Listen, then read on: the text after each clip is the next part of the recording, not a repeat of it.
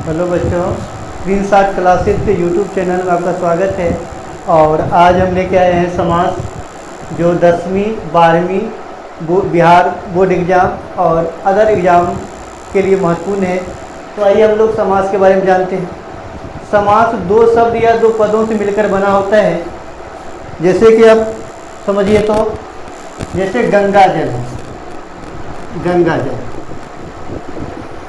एक है गंगा, दूसरा है जल। इसको हम प्रथम पद बोलते हैं, प्रथम पद, और इसको द्वितीय पद बोलते हैं, द्वितीय पद, और इसको हम समस्त पद बोलते हैं,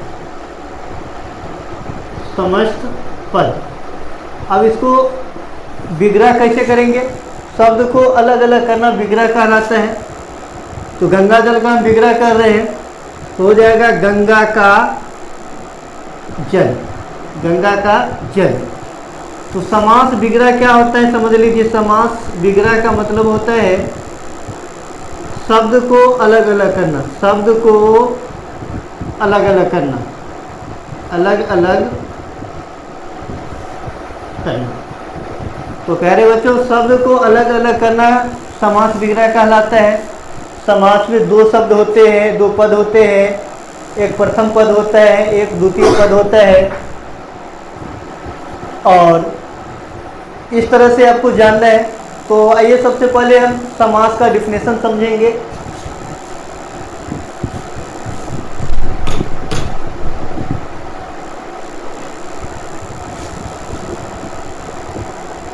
दो अथवा दो से अधिक शब्दों, पदों के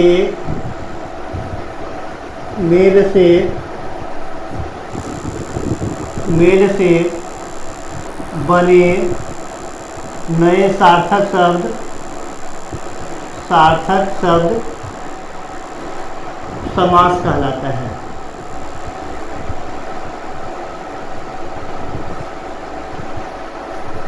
दो अथवा दो से अधिक शब्दों पदों के मेल से बने नए सार्थक शब्द समास कहलाता है।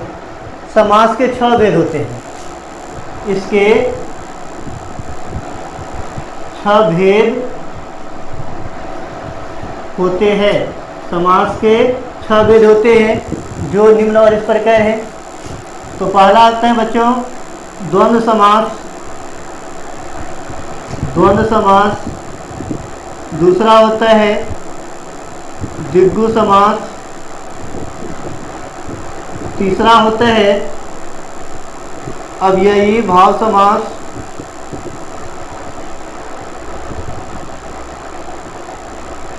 चौथा होता है तत्पुरुष समास।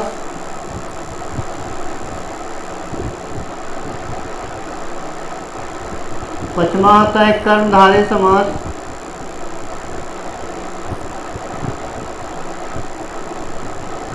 छठा होता है बहुव्रीहि समास,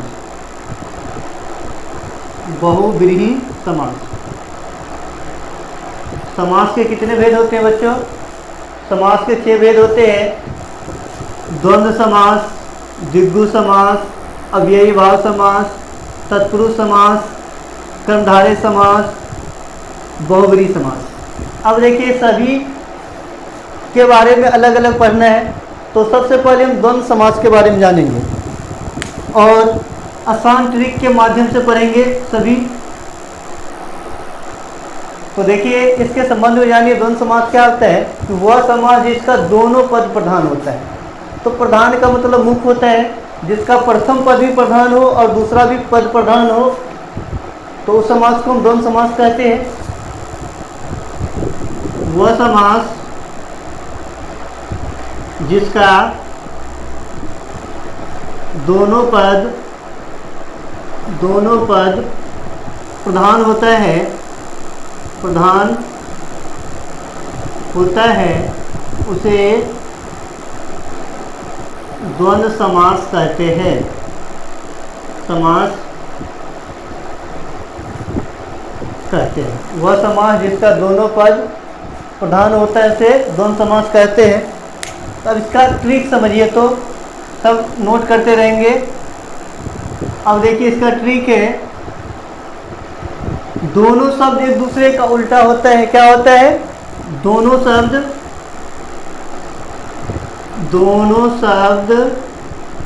एक दूसरे का उल्टा होता है। दोनों शब्द एक दूसरे का उल्टा होता है। अब बताइए, जो उल्टा नहीं होगा, जो एक अस्त्र से दुश्मन परास्त नहीं होगा, तो उसके लिए क्या करेंगे? उसके लिए ब्रह्मास्त्र तो चलाना ही होगा। तो ब्रह्मास्त्र के लिए देखिए, इसके लिए नोट देते हैं। आवश्यकता पड़ने पर बच्चों इसका अप्लाई करना है। नोट, इसे विग्रह करने पर एवं और आता है। क्या आता है बच्चों? एवं और आता है। इसे विग्रह करने पर क्या आता है? एवं और आता है। ध्यान देंगे बाबू। जैसे देखिए, जैसे देखेंगे, राम लक्ष्मण कौन समास है? राम लक्ष्मण कौन समास है? इसको समझिए। देखिए, राम का उल्टा रावण होता है या लक्ष्मण है, लेकिन दोनों क्या है? प्रधान है। इस बीच में जो चिन्ह है, इस चिन्ह को क्या बोलते हैं? योजक चिन्ह बोलते हैं। क्या बोलते हैं? योजक चिन्ह। देखिए, राम का उल्टा रावण होता है, लेकिन यहाँ लक्ष्मण है, लेकिन दोनों प्रधान है। तो चलिए, ये सूत्र नहीं काम कर रहे हैं तो हम क्या करेंगे? इसका अप्लाई करेंगे। ब्रह्मास्त्र चलाना पड़ेगा। इसको विग्रह कीजिए। तो राम और लक्ष्मण लिख सकते हैं। राम और लक्ष्मण लिख सकते हैं। देखिए, विग्रह करने पर और आ गया ना। आपको समझ लेना है कि द्वंद्व समास है। दूसरा देखिए, दाल भात। अब देखिए, दाल का उल्टा भात होता है। यहीं से क्लियर हो जाता है, उल्टा है तो द्वंद्व समास हो जाएगा।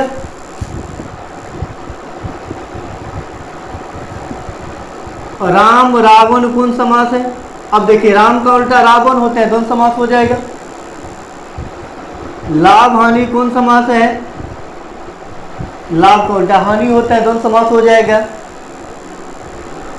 माता पिता कौन समास है? माता का उल्टा पिता होता है, पिता का उल्टा माता होता है। तो इसमें आप लोगों को कोई दिक्कत तो नहीं है। दूसरा समझेंगे, द्विगु समास। इसको नोट कर लेंगे या स्क्रीनशॉट ले लेंगे।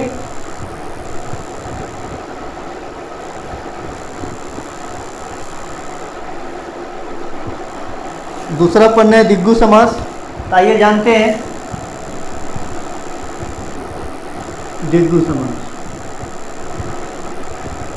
अब इसका डिफिनेशन होता है, वह समास जिसका प्रथम पद अर्थात पूर्व पद संख्यावाचक होता है, उसे हम द्विगु समास कहते हैं। वह समास जिसका प्रथम पद संख्यावाचक होता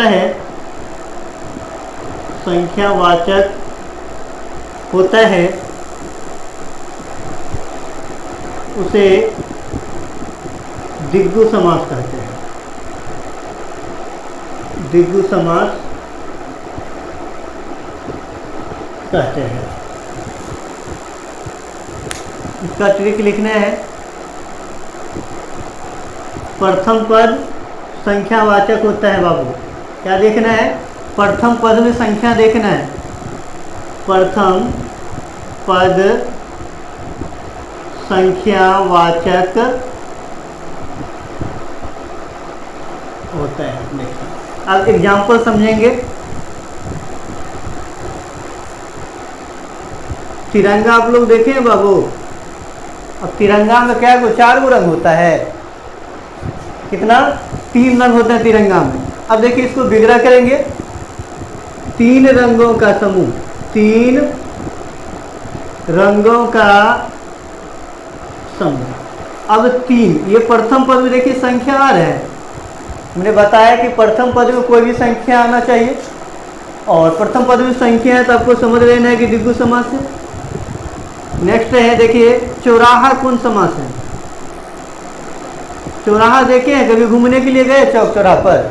देखिए इस तरह से रहता है, ये मिड पॉइंट है, चारों तरफ इधर से भी इधर से चारों दिशा से रास्ता रहता है। इस मिड पॉइंट को क्या बोलते हैं? चौराहा बोलते हैं। इसको बिगड़ा करेंगे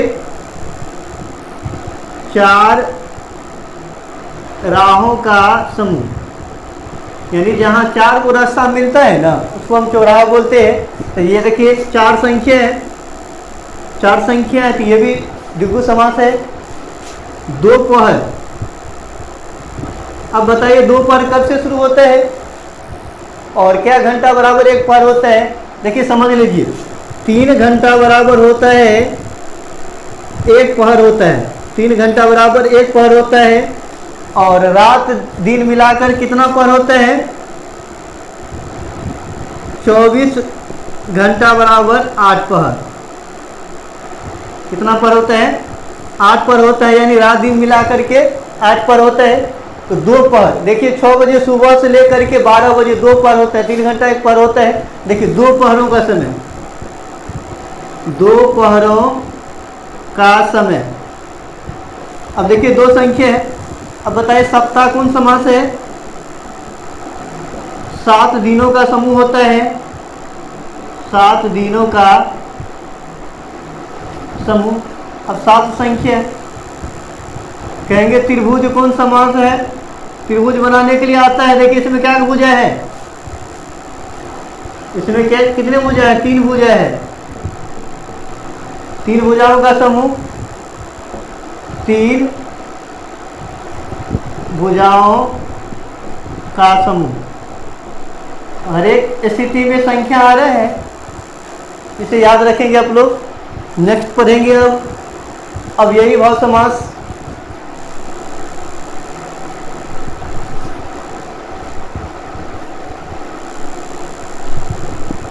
देखिए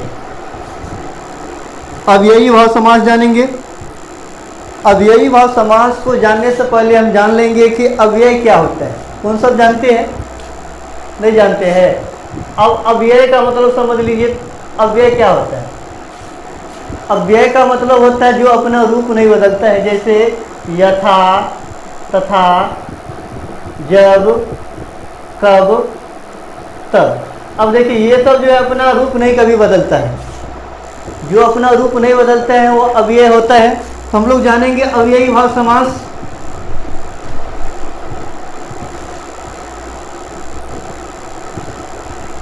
अव्ययी भाव समास वह समास जिसका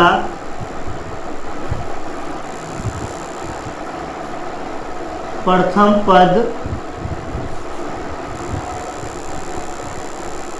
प्रधान तथा अव्यय होता है उसे अव्ययी भाव समास कहते हैं।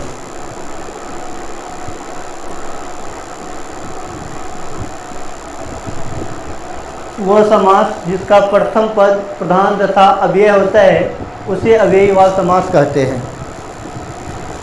इसका ट्रिक समझिए। इसका होता है प्रथम पद छोटा और प्रधान होता है। क्या होता है? प्रथम पद छोटा और प्रधान। प्रथम पद छोटा और प्रधान होता है, या उपसर्ग होता है, या अव्यय होता है, या कोई भी वस्तु बार बार आता है। ध्यान दीजिए, प्रथम पद छोटा या प्रधान होता है, या उपसर्ग होता है, या अव्यय होता है, या कोई वस्तु बार बार आता है।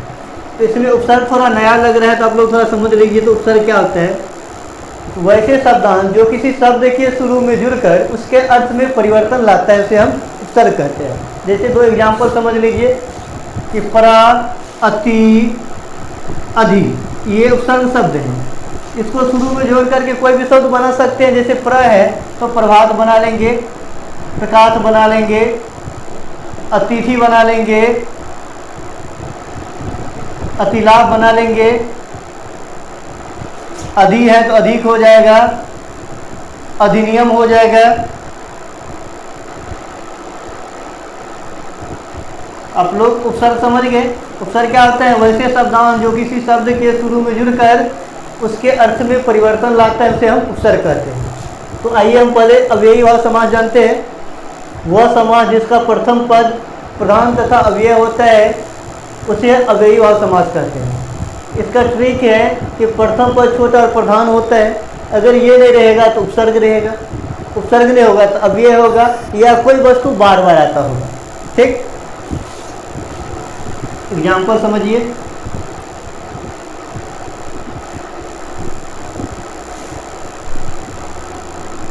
जैसे देखिए यथासंभव, यथासंभव।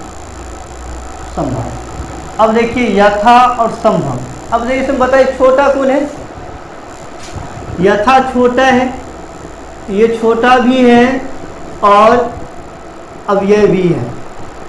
अब बताइए जो प्रथम पद छोटा हो जाएगा अव्ययी भाव समास हो जाएगा, और अव्यय है ये यथा अपना रूप कभी नहीं बदलता है। जैसे बताइए यथाशक्ति, शक्ति दोनों सेम है, सेम प्रोसेस है। अब बताएंगे परामर्श कौन समास है? अब देखिए परामर्श, अब ये बताए उपसर्ग, जो उपसर्ग से बना हुआ शब्द होगा वो अव्ययी भाव समास होगा। तो परा क्या है? उपसर्ग से बना हुआ शब्द है।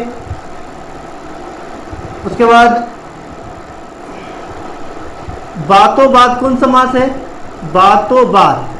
अब ध्यान दीजिए, अब समझ लीजिए, कोई भी वस्तु अगर बार बार आता है उसे हम अव्ययी भाव समास कहते हैं। जैसे दिनों दिन, रातों रात, बातों बात, खेतों खेत, लातों लात, इस तरह की अगर कोई भी बात दोबारा आएगा, बार बार आएगा, अव्ययी भाव समास हो जाएगा।